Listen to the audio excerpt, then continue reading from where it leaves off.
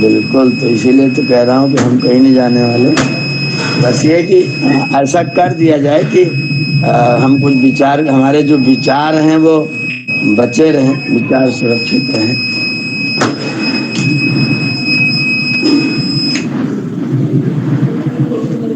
जी, आदरणीय भ्रता दुर्गेश जी, आदरणीय जयप्रकाश जी, दिव्यांशु जी, आप लोग संचालन कराइए आजादी के साथ। अच्छा था, मैं केवल श्रोता रहूंगा, गाड़ी चलाना है तो। संध्या वंदनम जातम अस्ति न वा। जी, आदरणीय जयप्रकाश जी ने संध्या कर लिया है, अच्छे ढंग से किया है। अच्छा, बहुत सुंदर। और दिव्यांशु जी रिकॉर्डिंग कर रहे हैं, और भी काम देख लें, सक्षम लोग जो हैं, काफी बड़े बड़े लोग हैं यहाँ पर। बड़े बड़े लोग, बड़े बड़े काम, बड़ी बड़ी बातें, बड़े बड़े नाम। आप अभी व्याख्यान दे रहे थे, मैं सुन रहा था, तो उसमें वो आनंद मणि जी कह रहे थे कि जब आप लोग आए थे तो आप लोग कह रहे थे कि मुझे, जब आप लोग आते हैं तो मुझे ऊपर देखना पड़ता है।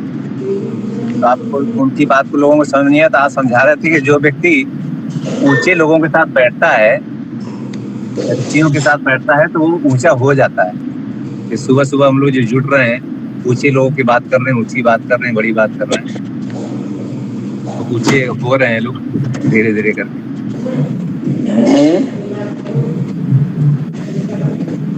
वो कह रहे थे कि जब आप लोग आते हैं गुरुकुल में, तो आप लोग का एक अर्थ मुझे ऊपर देखना पड़ता है।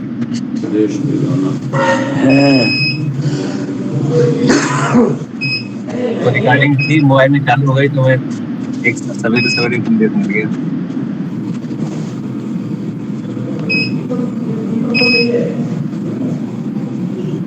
अपने अपने को पहचानने की बात मैं तो करता हूँ।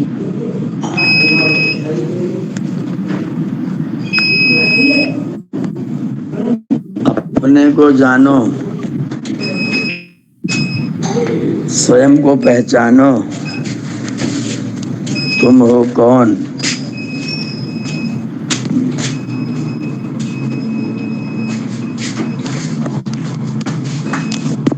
हम कौन थे, क्या हो गए और क्या होंगे अभी। आओ विचारें आज मिलकर ये समस्याएं सभी।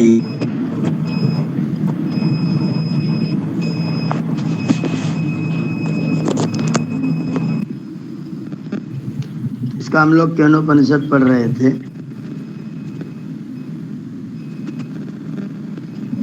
जी, तो कल तक की चर्चा चली थी, उस परमात्मा को इंद्र ही जान सकता है, जीवात्मा ही जान सकता है। तो जब वो जीवात्मा उमा से मिल गया, चौथे खंड में कहा गया सा ब्रह्मेति होवाच। सा माने उस उमा ने, उस विद्या ने, उस बुद्धि ने ब्रह्मा इति होवाच।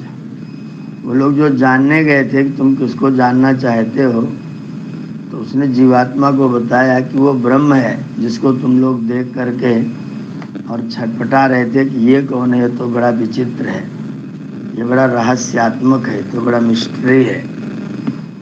तो उस बुद्धि ने बताया, उस विद्या ने बताया कि सा ब्रह्म इति, वह ब्रह्म है। ब्रह्मणो वा एतद् विजय महीयध्वम्, और जो विजय थी वो ब्रह्म की ही थी। तुम उसको अपनी मान करके जो अभिमान कर रहे थे कि मैं जीता, मैं जीता, मैं जीता, वास्तव में तुम्हारी विजय नहीं थी, वास्तव में उसी ब्रह्म की विजय थी, ब्रह्म की जीत थी।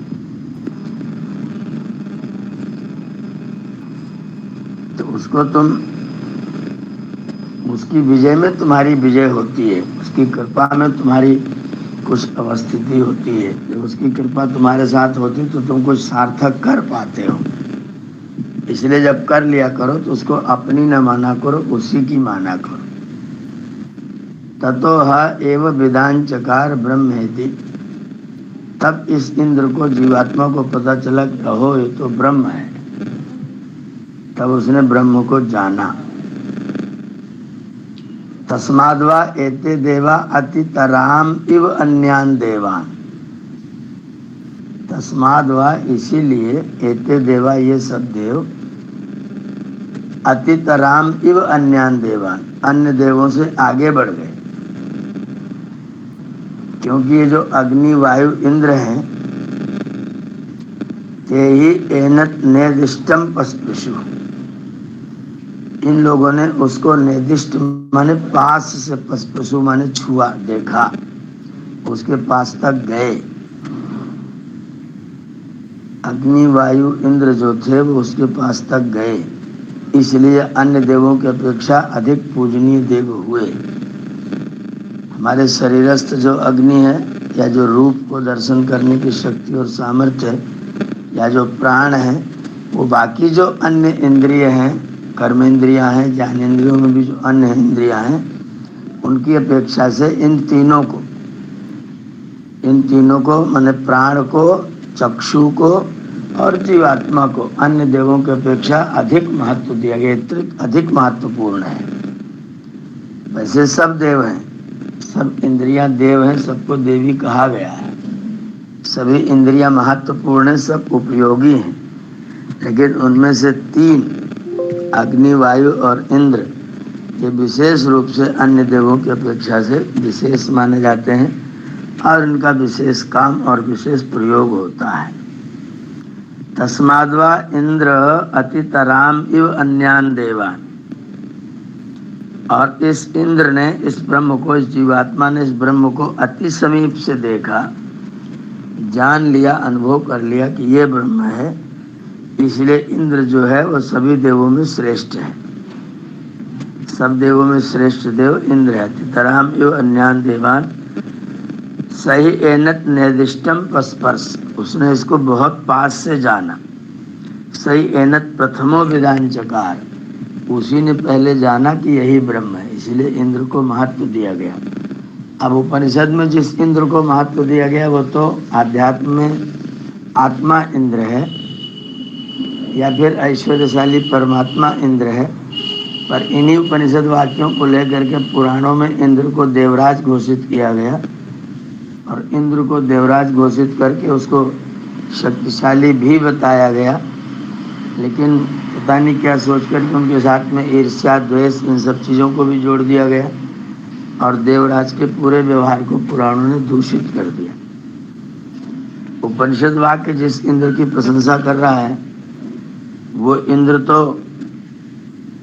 जीवात्मा है, और इंद्र जीवात्मा ही वास्तव में विशेषणीय है, ये सर्वश्रेष्ठ है।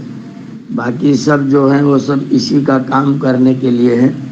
उनके अंदर देवत्व है, इंद्रियों के अंदर देवत्व है, लेकिन वह है आत्मा के अधीन काम करने वाले।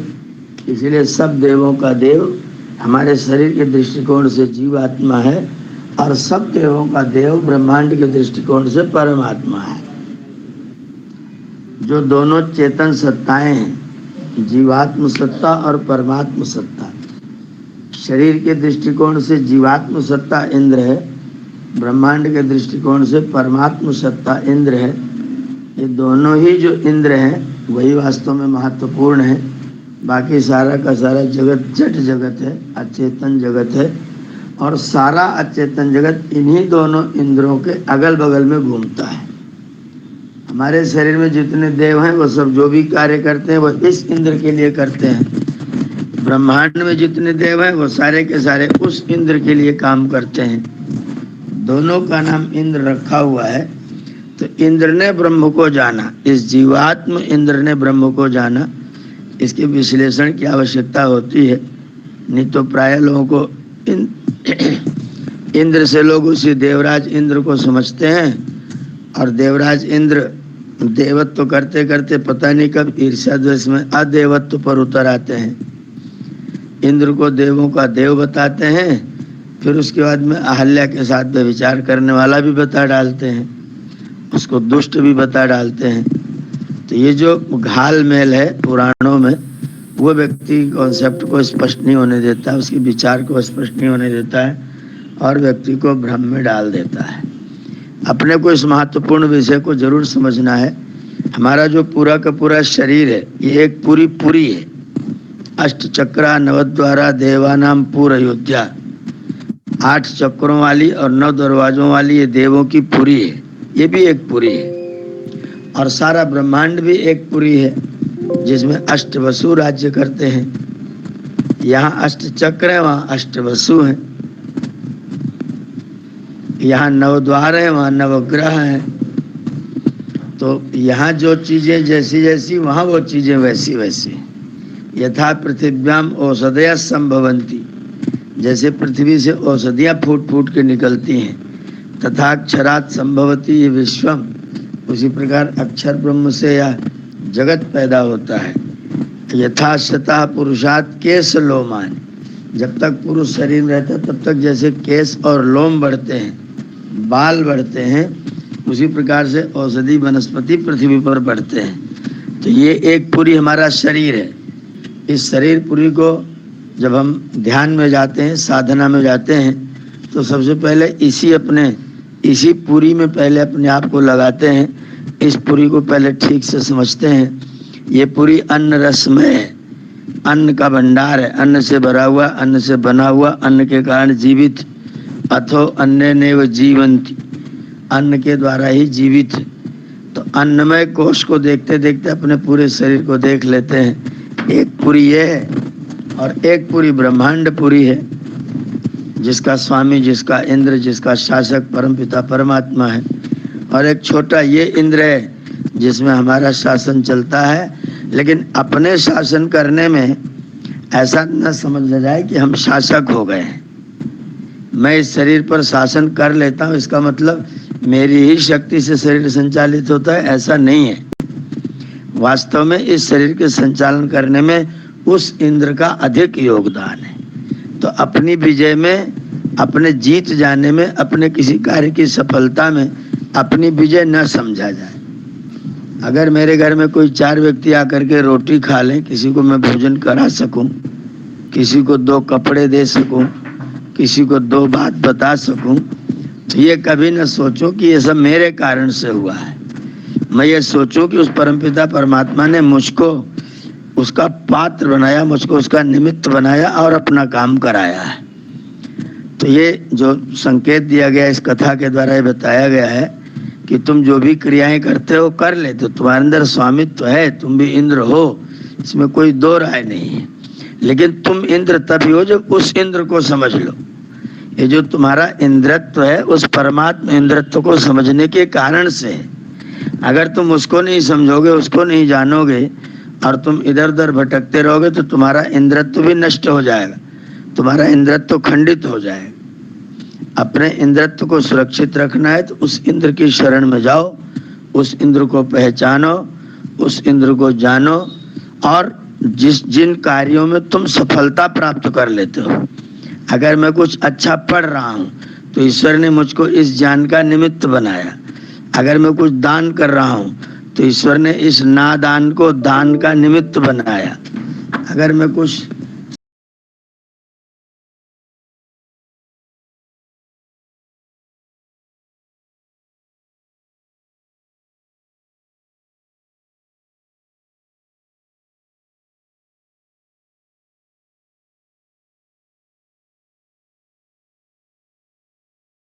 हो जाना, जन्म प्राप्त कर लेना, शरीर प्राप्त कर लेना और आत्मा को जानना, परमात्मा को जानना, ये अधिदैवतम, ये देवता विषय ब्रह्म का उपाख्यान है।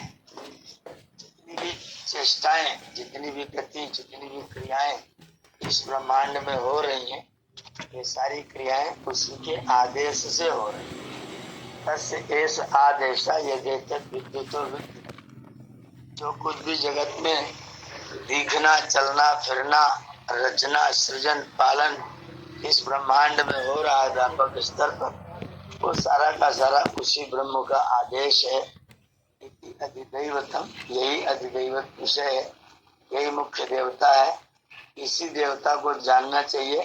यही देवता ज्ञातव्य, यही देवता प्राप्तव्य, यही देवता जानने के लायक। तद्वनम नाम तद्वनम इत्युपासितम्। तद् वनम, तत् माने वह, हा माने निश्चय से, वह ब्रह्म, हा माने निश्चय से, तद् वनम, वह वन है, वह वन है। वन का मतलब सेवन करने के योग्य है। उसी को पाने के लिए लोग वानप्रस्थ में जाते हैं। जो वन है उसको जाने के लिए लोग वानप्रस्थ करते हैं। तद वनम ना, वह वन नाम का है। इति उपासितव्य, वन का मतलब जो सेवन करने के योग्य है, जिसका सेवन करते हैं वो वन है। अपने दिव्यांशु जी जानते हैं वन षण संभक्त धातु है। वन धातु है भक्ति के अर्थ में, सेवन के अर्थ में। तो यह वन्यते सेव्यते तद्वनम, यत् वन्यते सेव्यते तद्वनम, जिसकी उपासना जाती है, जिसका सेवन किया जाता है, जिसकी पूजा की जाती है, जिसका स्मरण किया जाता है, जिसको जपा जाता है, उसका नाम है वन। तद्वनम इति उपासितव्य, वह वन है इसलिए उसकी उपासना करनी चाहिए। सया एतदेवं वेद, जो व्यक्ति इस चीज को ठीक से जान लेता है, अभिहैनम सर्वाणि भूतानि संवांछन्ति, उसको सारे प्राणी चाहने लग जाते हैं। जो इस वन को जान लेता है, जो इस वन को पा लेता है, जो इस वन को अनुभव करने लग जाता है, बाकी सारे प्राणी उसको चाहने लग जाते हैं।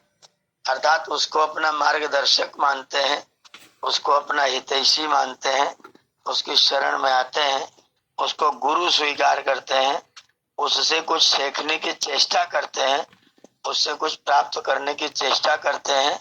जिसके अंदर जितना ब्रह्मत्व है, जिसके अंदर जितना ईश्वरत्व है, जिसके अंदर जितना ईश्वरीय दैवी संपदाएं हैं, वह जगत के द्वारा उतना उतना मान्य है, उसका उतना उतना सम्मान होता है, वो उतना उतना आदर और यश प्राप्त करता है। अगर हमारे जीवन में कहीं पर यश है, अगर हमारे जीवन में कहीं पर थोड़ा बहुत आनंद है, थोड़ी प्रसन्नता है, तो निश्चित तौर पर वो ब्रह्म की ओर से ये आनंद, ये ज्ञान, ये अनुभूतियां, ये प्रतीतियां ब्रह्म की कृपा से हैं।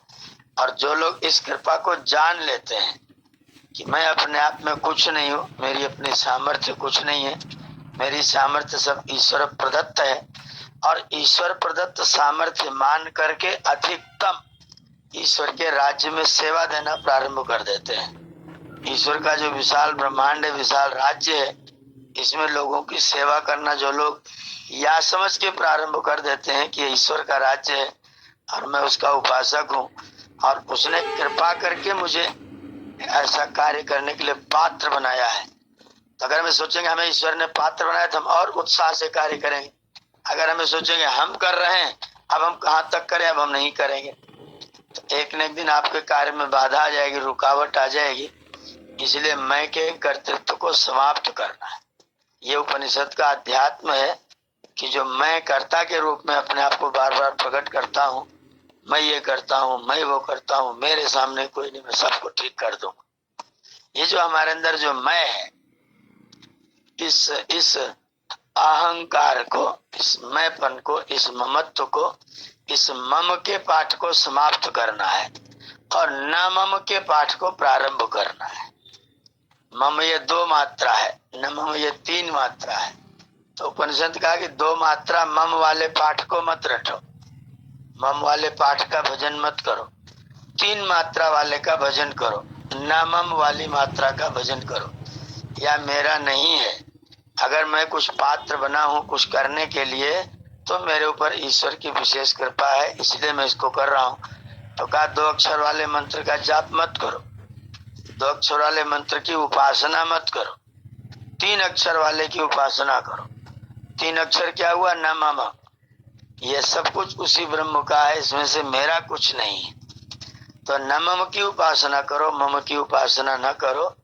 और वो परमात्मा वन है, उसका नाम ही वन है, इसलिए वानप्रस्थ होकर के उसी का सेवन करो। ब्रह्मचर्य गृहस्थ को व्यतीत करने के बाद वानप्रस्थ में जाकर के उसी ब्रह्म का सेवन करना चाहिए, उसी को देखना चाहिए, उसी को जानने की चेष्टा करनी चाहिए। ये अथैनम सर्वाणि भूतानि संवांछन्ति, ऐसे व्यक्ति को सारे के सारे प्राणी लोग चाहते हैं, सब उसको प्रेम करते हैं। उपनिषदम भो ब्रूहि इत्युक्ता, आचार्य तलवकार कह रहे हैं कि आप लोगों ने कहा था कि हमको थोड़ा सारांश बताइए, थोड़ा रहस्य बताइए, थोड़ा हमको उपनिषद बताइए। आप लोगों ने निवेदन किया था उपनिषदम भो ब्रूहि, आप मेरे लिए उपनिषद बोलिए। इति उक्ता, ऐसा आप लोगों ने कहा था। उक्ता उपनिषद, मैं उस यही उपनिषद है, यही रहस्य है, यही ब्रह्म विद्या है कि अपने को कर्ता न मान करके उस परमात्मा को कर्तृत्व स्वीकार करें, और अगर आप कुछ करने में समर्थ हो रहे हैं तो उसकी कृपा का भान करते हुए उसके धन्यवादी बन जाए। ब्राह्मी वावता उपनिषद अब्रूमयति, ये ब्राह्मी उपनिषद, उपनिषद माने रहस्य है, ये ब्राह्म विषय का रहस्य है, ये मैंने तुमको बता दी। इस जगत के कर्ता तुम नहीं हो, जगत के धर्ता तुम नहीं हो, कर्ता तुम नहीं हो, जगत के संघर्ता तुम नहीं।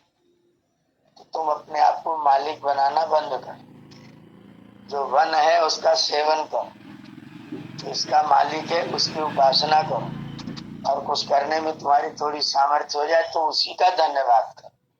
अपना गुणगान न गाओ, अपनी विजय उसकी विजय मानो, अपनी विजय को अपनी विजय मान करके अभिमान में ना आओ, क्योंकि अभिमान श्रियम हंत, अभिमान जो है वह श्री को, शोभा को, लक्ष्मी को नष्ट कर देता है।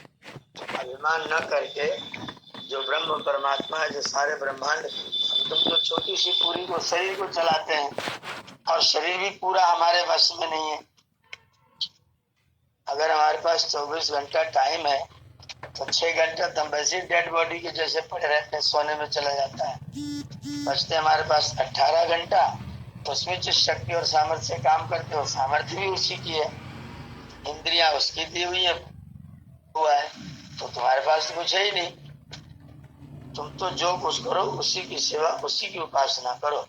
अपने कार्यों को ईश्वर की उपासना कर रहा हूँ, इस भाव से अपने कार्यों को करो। मैं जो कुछ भी कर पा रहा हूँ ईश्वर की उपासना है। मैं किसी को बता पा रहा हूँ तो ईश्वर की उपासना है। किसी को शरीर से सहयोग पहुंचा रहा हूँ तो ईश्वर की उपासना है, क्योंकि जिसको सहयोग पहुंचा रहा हूँ वो ईश्वर का पुत्र है, और मैं उस पिता का पुजारी हूँ। तो मैं पिता का पुजारी हूँ तो उसके पुत्रों को संतुष्ट करना मेरा कर्तव्य है, मेरा काम है। अगर मैं उसके पुत्रों को असंतुष्ट करूंगा और उसको संतुष्ट करने की चेष्टा करूंगा तो मैं उसको संतुष्ट नहीं कर पाऊंगा। जैसे कोई व्यक्ति किसी बड़े अधिकारी के पास मिलने के लिए गया, किसी के घर पर गया, बहुत सुंदर सी शहर से ढूंढ करके मिठाई खरीद के लेके गया, और रास्ते में दरवाजे पर का बच्चा खेल रहा था। बच्चे को आपने कान पकड़ के जोर से ऐंठ दिया और बढ़िया मिठाई लेकर के अमुक व्यक्ति से मिलने के लिए चले गए। जब आप मिठाई का डिब्बा उसकी मेज पर रख करके बैठे और उस मिठाई पर आपके प्रसिद्ध दुकान का नाम लिखा हुआ देखा, उसे बड़ी प्रसन्नता हुई, वाह भाई आज बहुत अच्छी मिठाई आई है। लेकिन तभी उसका पुत्र रोता रोता आ गया, आंखें मलता हुआ। पिता ने पूछा तुझे क्या हुआ? जो अंकल आपके पास बैठे ने मेरा कान उखाड़ा है। अब जिससे आप मिलने के लिए गए थे उसको आपकी मिठाई की सारी मिठास खत्म हो जाए और आपसे गुस्से में पूछेगा मेरे बेटे को आपने क्यों मारा, बेचारा रो रहा है से आप कहेंगे मैंने मारा, आप उसको छोड़िए, आप तो मेरी बात सुनिए। तो कहेगा अपना मिठाई का डिब्बा उठाओ और यहाँ से सरपट भाग जाओ, तुम्हारी मिठाई मुझे नहीं चाहिए। मेरे बेटे को मारोगे और मुझे मिठाई दोगे? ऐसी परमात्मा भी कहेगा मेरे बेटों का अपमान करोगे और मुझे प्रसन्न करने की कोशिश करोगे, मेरी उपासना करोगे और मेरे बच्चों का तिरस्कार करोगे, मेरी उपासना करोगे, मेरे बच्चों को मार के खा जाओगे और तुम सोचते हो मैं तुमसे संतुष्ट हो जाऊंगा? कदापि नहीं। पहले मेरे बच्चों का ध्यान रखो, उसके बाद फिर मैं तुम्हारा ध्यान रखूंगा। जब तक तुम मेरे बच्चों का ध्यान नहीं करोगे मैं तुम्हारा ध्यान नहीं करूंगा। तो जगत के जो लोग हैं वो ईश्वर के बच्चे हैं और हम उस ईश्वर के उपासक हैं।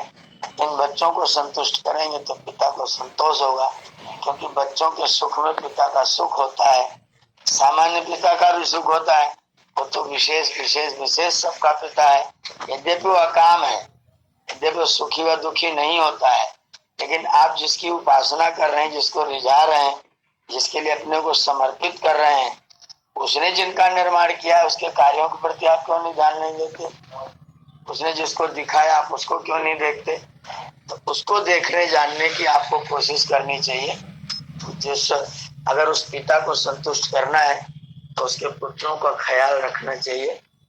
तो उपनिषद कार्य करे, उपनिषदम भो ब्रूहि उक्ता, आपने हमें कहा था कि ब्रह्म के रहस्य को हमको बताओ, तो उक्ता था उपनिषद, वो ब्राह्मी उपनिषद हमने आपके सामने प्रस्तुत कर दिया है।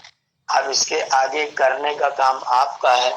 ऋषि कह रहे हैं कि मैंने तो कर दिया, मैंने तो रहस्य बता दिया, तुमको क्या करना है करो, सब कुछ जिंदगी में सारे काम करो, कोई काम बंद मत करो, और उस काम को करते करते न निराश हो न थको, क्योंकि तुम अपना काम नहीं कर रहे, क्योंकि तुम तो उस प्रभु को रिझाने का काम कर रहे हैं।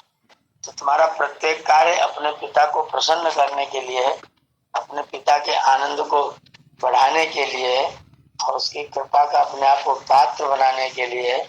इसलिए बिना रुके, बिना झुके, बिना टेंशन लिए, बिना कोई कष्ट किए अपने कार्यों को सदैव संपन्न करते रहो, और करते भी रहो तो अपना समझ के मत करते रहो, उसी का समझ के करते रहो। तस्य ही तपोदमः कर्म, क्या करना है उस ब्राह्मी उपनिषद को प्राप्त करने के लिए आपको क्या करना है? बोले तस्य ही, उस उपनिषद को प्राप्त करने के लिए तपः, आपको तप करना चाहिए। तप क्या है? द्वंद्व सहन। द्वंद्व सहन, द्वंद्व क्या है? जो चीजें जोड़े से प्राप्त होती है, जो जोड़े जोड़े से रहती है, सुख दुख, सर्दी गर्मी, हानि लाभ, जय पराजय, मान अपमान, जन्म मृत्यु, बचपन बुढ़ापा, शरीर की विभिन्न अवस्थाएं, ये सब जो द्वंद्व के रूप में आपके सामने आते हैं, इन सारे द्वंद्वों को बिना कुछ समझे अपने लक्ष्य की प्राप्ति में प्रवृत्त रहना, ये तप। अपने कार्य को संपन्न करने के लिए आत्मनिष्ठ प्रयत्न करना, और उसमें आने वाली किसी बाधा को बाधा न समझ। उस उपनिषद को जो मैंने बताया है उसको प्राप्त करना हो तो पहला काम करो तपा, जीवन में तप को लाओ। फिर दूसरा काम करो दमा, अपने मन का दमन कर, या जो मन इधर उधर विषयों में भटकता रहता है, भागता रहता है, अपने इस मन का दमन कर, इस मन को रोको, इसके ऊपर लगाम लगाओ, ये इधर उधर न भटके, तुम्हारा काम करने में प्रवृत्त रहे। ऐसा ना हो कि तुम्ही को उठा करके बाहर ले जाए और तुम चित्त की वृत्तियों के अंतर्गत होते हुए वो जहाँ चाहे वहां घूमते रहो। अगर ये मन दमन न किया गया तो तुमको बाहर ले जाएगा, अगर दमन किया गया तो तुमको अंदर ले जाएगा, तुमको उस प्रभु से मिलाएगा। अगर दमन नहीं किया तो फिर ये प्रभु से नहीं मिलाएगा, फिर आपको इंद्रियों के साथ ले जाकर के जगत में भटकाएगा। इसलिए पहला काम करो, द्वंद्वों को सहन करो, द्वंद्वों को कुछ न समझो। दूसरा काम करो, दमन करो मन का। और तीसरा है, जब मन दमित हो जाए, जब मन दांत हो जाए, तो फिर बुद्धि पूर्वक आत्मा के स्तर के अपने कर्मों को करो। अपने सारे कार्यों को आत्मा के स्तर पर करो, शरीर के स्तर पर करो ही मत, मन के स्तर पर करो ही मत, बुद्धि और आत्मा के स्तर पर ही अपने कर्मों को करो। क्योंकि तुमने तत्व को समझ लिया है तो अपनी बुद्धि के द्वारा बुद्धि के स्तर पर ही कर्म को करो। शरीर और मन के स्तर वाले कार्यों को बंद करो, बंद कर दो, या फिर उनको, उन कार्यों को करो, लेकिन ऐसे करो जैसे वो कर्तव्य है इसलिए करना है। क्योंकि मैं शरीर को भोजन दे रहा हूँ, क्योंकि मेरे पिता ने मुझको एक गाड़ी दी थी और कहा था कि अपनी गाड़ी को ज्ञान और ब्रह्मचर्य के द्वारा ठीक रखना। तो मैं इस शरीर का पालन पोषण अपने प्रभु की आज्ञा से कर रहा हूँ। मैं न अपने लिए कर रहा हूँ न खुद को कुछ कर रहा हूँ, मैं तो ईश्वर की आज्ञा से उसके द्वारा प्रदत्त मंदिर को ठीक रखने की चेष्टा कर रहा हूँ, और जब तक श्वास रहेगा तब तक इसको ठीक रखने की चेष्टा करता रहूंगा। ऐसा ही प्रभु का आदेश है, तो मैं वो कर्म करूंगा। और फिर चौथा काम क्या करना है? प्रतिष्ठा करना है। प्रतिष्ठा का मतलब होता है स्थित होना, अपनी बुद्धि को स्थिर रखना, अपने लक्ष्य को सुनिश्चित रखना, प्रतिष्ठा करना। और करना वेदा, वेद का स्वाध्याय करना, और सर्वांगानी, वेद को सारे अंगों के सहित अध्ययन करना, वेदाध्ययन करना, शिक्षा कल्पो व्याकरण नृत्यम छंदो ज्योतिषम के साथ वेद का अध्ययन करना, वेद के शब्दों में प्रवेश करके उनके अर्थों को स्वतः निकालने की सामर्थ्य प्राप्त करना। खाली भाष्य पढ़ करके शब्दार्थ जानना नहीं, ऐसी कोशिश करना कि वेद के शब्दों का अर्थ आने लग जाए। तो वेद का पाठ करो, अंगों के सहित वेद का पाठ करो। इसका आयतन आधार जो है वो सत्य है, मतलब जीवन में अपने आप के मन से, वचन से, कर्म से सत्य व्यवहार करिए। अगर उस ब्रह्म को प्राप्त करना हो तो इतने काम करने हैं, तप करना है, दम करना है, दमन हो जाए तो फिर कर्तव्य समझ करके कर्म करना है, और प्रतिष्ठा स्थिर करना, अपनी बुद्धि को स्थिर करना है, और वेदाध्ययन करना है, अंगों के सहित करना है, और सत्य को अपना आयतन समझना है, सत्य को अपना कर्तव्य समझना है, जीवन में सत्य व्यवहार को अपने जीवन के लिए धारण करना है। इतने काम करेंगे तो उस ब्रह्म की ओर धीरे धीरे बढ़ना प्रारंभ कर देंगे। योवा एताम एवं वेद, जो व्यक्ति इस ब्रह्म विद्या को ऐसा ही जानता है, जो व्यक्ति इस ब्रह्म विद्या को ऐसा नहीं जानता, वो सोचता है गुरु को समर्पण कर दूंगा तो सब ठीक हो जाएगा, हम तो गुरु अर्पित हो गए, अगर इतना कहेगा तो कहीं न कहीं भटक जाएगा। एक ही रास्ता है ब्रह्म के लिए, रास्ता बता दिया, तपोदमक कर्मेति प्रतिष्ठा वेदा सर्वांगानी सत्यम आयतन, ये रास्ता है उसको प्राप्त करने के लिए। इसके अतिरिक्त जितने रास्ते तुम बनाने की चेष्टा करोगे वो सब बरगलाने वाले और उल्टे रास्ते हैं, आपको विपरीत मार्ग दिखाते हैं, आपको उल्लू बनाते हैं और अपना उल्लू सीधा करते हैं। इसलिए वो ब्रह्म विद्या नहीं। योवा एताम, जो इस ब्रह्म विद्या को एवं वेद, जैसे उपनिषदकार ने कहा वैसा जानता है, अपहत्य पापमान, वो अपने पाप को अपहत्य माने नष्ट करके अनंते स्वर्गे लोके जेये प्रतिष्ठित, अनंत स्वर्ग लोक में जो जेय है, जो प्रशंसनीय है, जो सर्वोत्तम है, जो सर्वश्रेष्ठ है, उस मुक्ति के लोक को व्यक्ति प्राप्त करता है, उस मुक्ति को व्यक्ति प्राप्त हो जाता है। अगर कोई व्यक्ति ऐसा करेगा तो वो मुक्ति को प्राप्त कर लेगा। तप करेगा, दम करेगा, कर्म करेगा, प्रतिष्ठा करेगा, सर्वांग सहित वेदांग सहित वेद को पढ़ेगा, और वेदांग सहित पढ़ते हुए सत्य को अपना आयतन मानेगा, अपना आधार मानेगा, और सत्य के आधार पर अपने आचरण को करेगा, वही व्यक्ति सफल होगा, उसी व्यक्ति का जीवन सफल होगा, उसी का संसार में आना सफल होगा। ये केनोपनिषद का आज अंतिम चैप्टर था, यहाँ पर केनोपनिषद समाप्त हो जाता है।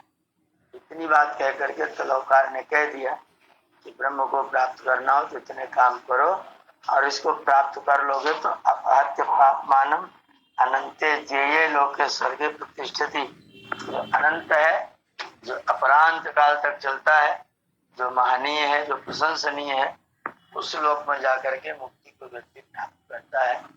ये अपने को जातव्य है। इतना कह के अपनी वाणी को विराम देता हूँ। 10 मिनट का समय है, कोई शंका, कोई जिज्ञासा करनी हो तो आप लोग कर सकते हैं।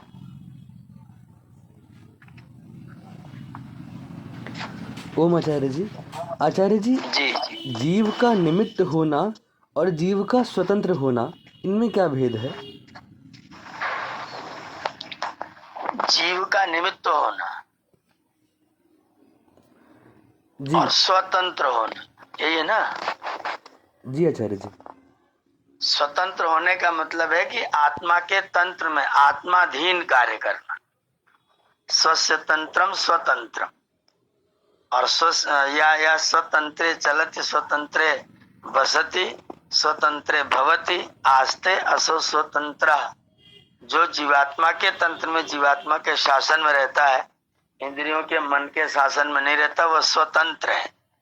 और स्वतंत्र होकर के जब अपने को ईश्वर के अधीन कर देता है, ईश्वर को समर्पित कर देता है, तो फिर वो निमित्त बन करके, एक कारण मात्र बन के कार्य को करता है, कर्ता बन करके कार्य को नहीं करता है। जब कर्ता बन के कार्य को नहीं करता, निमित्त बन जाता है, तो फिर विदेह हो जाता है, फिर देह से मुक्त हो जाता है, देह से रहित हो जाता है, और फिर आत्मा के स्तर पर अपने को ईश्वर को समर्पित करके कार्यों को करना होता है। स्वतंत्र होना माने आत्मा के अधीन होना, और निमित्त होना माने ईश्वर के अधीन होना। यह है दोनों का भेद।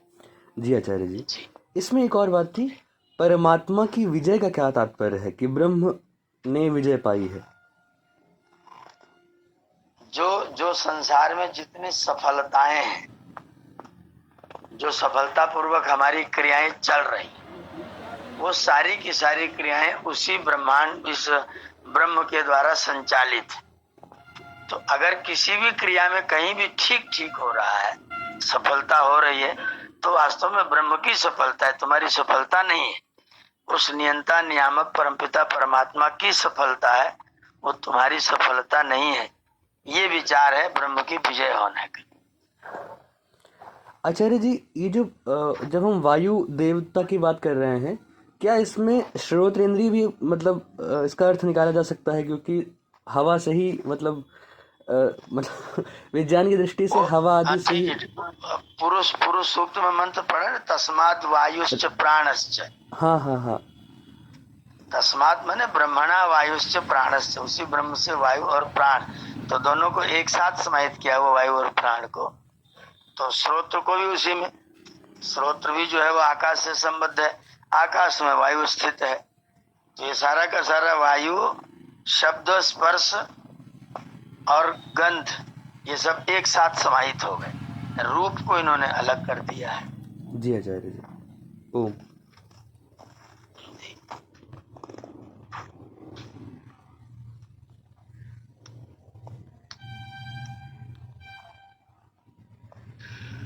और कोई कुछ कहेंगे?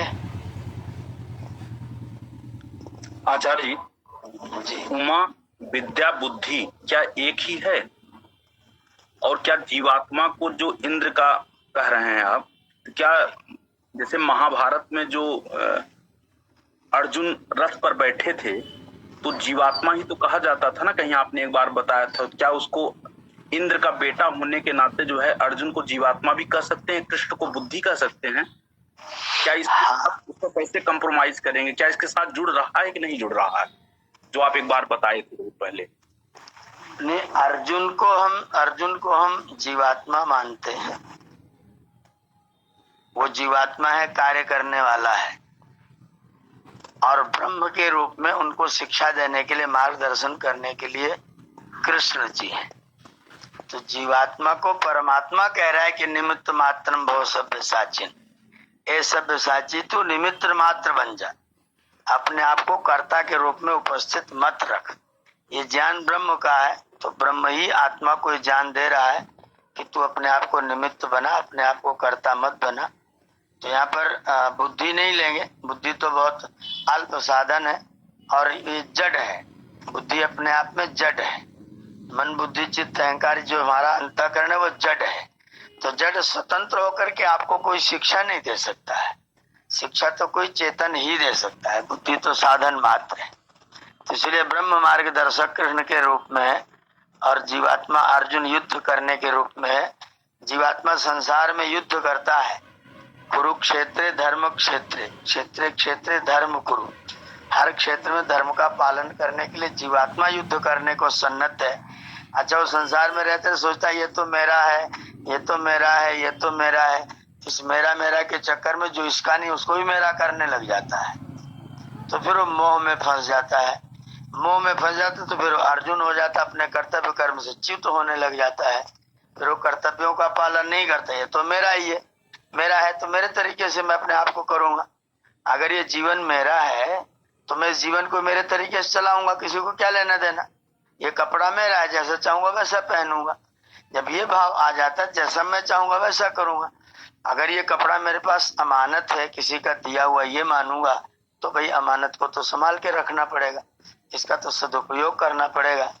तो ब्रह्म इस जीव को कह रहा है कि निमित्त मात्रम भव, तू संसार में कर्म करने में अपने आप को निमित्त मात्र समझ, अपने आप को कर्ता मत समझ।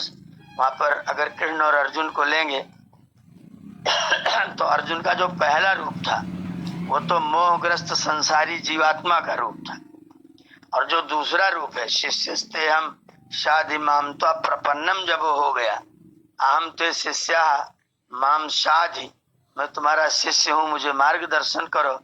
जब ये समर्पित हो गया तो फिर ये शुद्ध जीवात्मा हो गया, इंद्र जीवात्मा हो गया, जिसने अपने आप को समर्पित कर दिया। अर्जुन के दोनों रूप दृष्टिगोचर हो रहे हैं। एक तरफ वो संसारी जीवात्मा है, ये मेरा है, ये मेरा है, ये मेरा है कर रहा है, और एक तरफ वो असंसारी हो गया, बस आप जो कहोगे मैं वो सब करूंगा। नष्टो मोहा स्मृतिर्लब्धा तत्प्रसादान मया अच्युत, हे अच्युत आपकी कृपा से मेरा मोह नष्ट हो गया, मेरी स्मृति लौट आई है, मेरा कर्तव्य का मुझको भान हो गया है, अब मैं अपने कर्तव्य का प्रयोग करूंगा। तो जीवात्मा ब्रह्म से संदेश प्राप्त करके और अपने आप को अपने कर्तव्य की ओर लगाता है। तो दोनों को इस रूप में देखना चाहिए जी। तो आचार्य जी, क्या पुराण, कुरान और बाइबिल को चित्र के रूप में ले सकते हैं? वेद उपनिषद को चरित्र के रूप में ले सकते हैं? क्या चित्र का प्रदर्शन तो किया गया, लेकिन उसके पीछे जो एक चरित्र है, गुण है, कर्म है, स्वभाव है, उसको नहीं बताया गया। क्या ऐसा मान सकते हैं इसमें? पुराणों में चित्र तो दर्शाया गया, लेकिन उस चित्र के साथ में जो उसके क्रियाकलाप जोड़े गए हैं, वो क्रियाकलाप बेमतलब के सिद्ध होते हैं। पता नहीं क्या सोच करके उन लोगों ने इस तरह का लिखा। हमें ऐसा लगता है कि सब दूषण करने के उद्देश्य से लिखा गया है। इंद्र के जो कृत्य हैं, इंद्र का जो चरित्र है, ईर्ष्यालु होना, कोई तपस्या करे उसको ईर्ष्या होने लग जाना, ये तो इंद्र का चरित्र नहीं है। और इंद्र का चरित्र फिर वो देव नहीं है, या तो देव नहीं है या तो वो चरित्र नहीं है। तो जिस तरह का चित्र उन्होंने खींचा है, जिस तरह का चित्र दिखाया है, कुछ ठीक है। जैसे शिव का जो चित्र चित्रकार ने बनाया है, वो शिवत्व की परिकल्पना के लिए ठीक है, लेकिन उनके जो अनेक तरह के और कृत्य बताते हैं, और उसमें जो टाइमिंग, जो समय जिस तरह का लिख रखा है कि वो अपनी स्त्री को कंधे पर लाद करके, मृत स्त्री को, जली स्त्री को लेकर के सारे देश में भ्रमण कर रहे हैं, इसका क्या मतलब समझा जा सकता है? इसका क्या, इस चित्र से क्या शिक्षा ली जा सकती है? तो जो चित्र भी खींचा गया है, बहुत विचित्र चित्र है वो, तो हम उसको पूरी तरह से चित्र भी घोषित नहीं करेंगे। वेद उपनिषद ये तो चरित्र है, इसमें तो कोई दो राय नहीं, लेकिन पुराण में चित्र है और वो चित्र भी सार्थक है, ये शंकास्पद है। वो चित्र भी कुछ गलत तरीके से, ठीक तरीके से खींचा हुआ प्रतीत नहीं होता है। कुछ चीजें ठीक है, बहुत सारी चीजें उसमें ठीक भी है, बहुत सारे उपदेश बहुत ठीक है, लेकिन कुछ जो हमारे महापुरुषों का चरित्र दूषण किया गया है, वो निश्चित तौर पर दुर्भाग्यपूर्ण है और ठीक नहीं है जी। तो आचार्य जी, कहीं ऐसा ना हो कि जैसे आपने बताया कि नादान को दान देने का सामर्थ्य बनाया, अर्थात जो है दान देने की प्रवृत्ति की समाप्ति जब से हुई है तब से लोग नादान हो गए हैं, कम बुद्धि वाले हो गए हैं, उतनी समझ नहीं रही हो सकता है चित्रकार ने उस भाव से बनाया हो, लेकिन उसको, चित्र को जो दर्शाने वाले लोग हैं उसको अपने हिसाब से दर्शाया। जैसे आप हैं, आप कोई चीज बोलेंगे, आपका लेवल एक अलग है, हमारा है, हमारा लेवल अलग है। हो सकता है उसी का अर्थ को मैं दूसरे तरीके से बता दूं, जो मेन है उसको ना बता पाया हूं। हो सकता है लोगों का लेवल गिर गया हो, दान की प्रवृत्ति की समाप्ति हो गई हो, क्या ऐसा हो सकता है? नहीं, लेवल गिर गया है, और वो जो भाषा लिखी गई है, अगर केवल बताने वाले, कहने वाले, व्याख्या वाले कुछ करते तब तो अलग बात थी।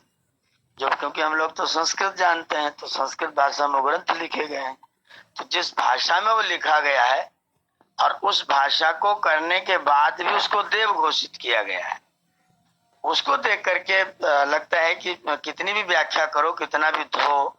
एक उपदेशक लोग, हमारे भजनोपदेशक लोग उदाहरण देते हैं कि एक बार राजस्थान में कुछ लोग ऊंट लेके जा रहे थे, और ऊंट को रात में उन लोगों ने कहीं एक स्थान पर रोक दिया। रात बहुत भयानक थी, बहुत सर्दी थी, बरसात हुई थी और हवाएं बहुत ठंडी ठंडी चल रही थी। उन लोगों ने ऊंटों को बांध दिया और उसके बाद में अपने जा करके कहीं सो गए छिप करके। सवेरे जब उठे और दिन निकला तो उनको बहुत तेज प्यास लगने लगी, तो रात में जो ऊंटों ने पेशाब किया था वो ठंडी के मारा जम करके बर्फ हो गया था। उनको प्यास लगी तो रेगिस्तान में पानी तो मिला नहीं, तो उन लोगों ने कहा कि ये बर्फ है तो लाओ यही खाते हैं। तो किसी ने कहा ये तो ऊंट के पेशाब का है। बोले अरे कोई बात नहीं, लाओ धो लेते हैं। तो उन्होंने उसको पानी ढूंढ करके कहीं से भरा हुआ धोना शुरू किया। अब वो धोते जा रहे हैं, घिसता जा रहा है, धोते जा रहे हैं, घिसता जा रहा है। बोले तुम इसको कितना धोगे, है तो पूरा का पूरा ही ऊँट के पेशाब का है, तो उसकी कितनी धुलाई करोगे। तो वो सब भाषा पढ़ करके ऐसा लगता है उसकी कितनी धुलाई करेंगे, उसकी सुरक्षा करते करते सारी बुद्धि का व्यायाम हो जाता है, तो भी सुरक्षा कर नहीं पाते हैं। तो जो लिखा गया है वो कहीं न कहीं तो अशुद्ध है, अलीक है, असत्य है। लिखने वालों ने भले ही उनका भाव ठीक रहा हो, पर उन्होंने लिखा गलत तरीके से है, पद्धति गलत है, भाव भले ही ठीक हो। अब भाव ठीक हो तो अगर पद्धति गलत है तो आपके काम में आपका काम शंकास्पद तो जरूर हो जाएगा। इसलिए हमें जो अच्छा काम करें तो उसकी पद्धति भी हमको ठीक बनानी चाहिए। गलत पद्धति से किया गया अच्छा काम भी सुखदायक पुण्यदायक नहीं होता है। इसलिए पद्धति और लक्ष्य दोनों ठीक ठीक रखने चाहिए और उनका प्रयोग भी ठीक ठीक करना चाहिए। धन्यवाद आचार्य जी। आचार्य जी निवृत्त होंगे। हाँ कह लीजिए श्याम जी, कह लीजिए। पुराणों में कुछ ठीक है कुछ ठीक नहीं है, इसका मतलब पुराणों का भी अध्ययन करना पड़ेगा कि नहीं करना चाहिए? अगर आपके पास में एक चीज ऐसी हो जिसमें शंका हो कि अच्छा है कि खराब है, और आपके पास में एक चीज एकदम ओरिजिनल रखा हुआ हो, तो शंका वाले को पढ़ा क्यों जाए, ओरिजिनल क्यों न पढ़ा जाए। उपनिषद पढ़ें, दर्शन पढ़ें, वेदांग पढ़ें, पूरा वेद पढ़ें, आपके पास मनुस्मृति है पढ़ें, आपके पास रामायण शुद्ध किया हुआ पढ़ें, महाभारत शुद्ध किया हुआ पढ़ें, सारे 11 उपनिषद पढ़ें, 6 दर्शन पढ़ें। आपके पास जो ओरिजिनल चीजें, पूरा वेदांग, पूरा वैदिक वांग्मय आपके पास सुरक्षित रखा हुआ है, तो वही पढ़ा जाए। शंकास्पद चीज पढ़ाई क्यों जाए। जिसमें शंका है, कुछ अच्छा है कुछ खराब है, पता नहीं क्या खराब मिल जाए क्या अच्छा मिल जाए, उससे अच्छा जो एकदम प्योर है उसी को ले लिया जाए। और प्योर इतना है कि पढ़ते पढ़ते सारा जीवन व्यतीत हो जाएगा, ऐसा भी नहीं कि पूरा हो जाएगा। तो प्योरिटी के साथ रहा जाए, प्योर रहा जाए, जिसमें कोई शंका ही ना हो, जिसके ऊपर कोई शंका न कर सकता हो, उस चीज को ही ग्रहण करें। सीधा आर से ही पढ़ें, अनार्स के चक्कर में पढ़े ही ना, झंझट से मुक्त रहें। जी बहुत अच्छा। ठीक है, आज के लिए निवृत्त होंगे। आप लोगों का सबका बहुत नमस्ते बहुत आचार्य। धन्यवाद। नमस्ते भगवान, नमस्ते। जयप्रकाश जी हैं तो शांति पाठ कर लीजिए। जयप्रकाश महोदय आशीर्वाद। आचार्य जी, दिव्यांशु जी का और आदरणीय दुर्गेश जी का बहुत बहुत धन्यवाद। आचार्य जी जी नमस्ते। जी अमित जी क्या कह रहे हैं। आपके माध्यम से कह रहे हैं कि दिव्यांशु जी का, दुर्गेश जी का धन्यवाद, आपको माध्यम बना करके कह रहे हैं। अब और उनके माध्यम से तो निमित्त, मुख्य निमित्त तो वही है ना। जब वो लोग मुख्य निमित्त की बात, जब वो लोग करता हो गए तो धन्यवाद वही लोग करेंगे। आप बीच में करता कहाँ से बन रहे हैं। नहीं, मुख्य निमित्त परमात्मा है यहाँ पर इस कक्षा में, तो आप हैं, और साधारण निमित्त ये लोग हुए हैं, इसलिए धन्यवाद तो पात्र है और मैं दे रहा हूँ। अमित जी क्या है आचार्य जी फिर?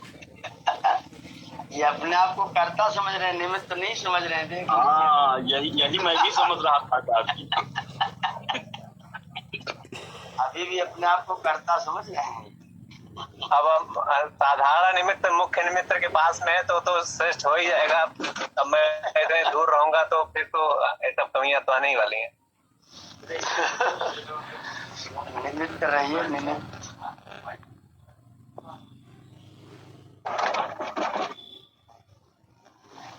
ठीक है, आप जाओगे अभिषेक जी? दिव्यांशु जी शांति पाठ कर दीजिए। जी, ओम सभी को, सभी का बहुत बहुत धन्यवाद। ओम देहु शांतिरंतरिक्षगुम शांतिः पृथिवी शांतिरापः शांतिरोषधयः शांतिः वनस्पतयः शान्तिर्विश्वे देवाः शान्तिर्ब्रह्म शान्तः सर्वगं शान्तः शान्तिरेव शान्तिः सामा शान्तिरेधि ॐ शान्तिः शान्तिः शान्तिः सर्वेभ्यो नमः। नमस्ते।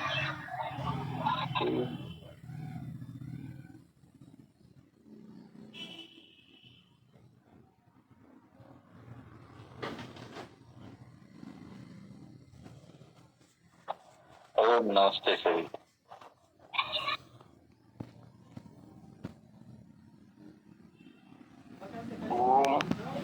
राघवेंद्र जी कुछ बोलेंगे? नहीं गुरुजी, विद्यालय के लिए निकलना है।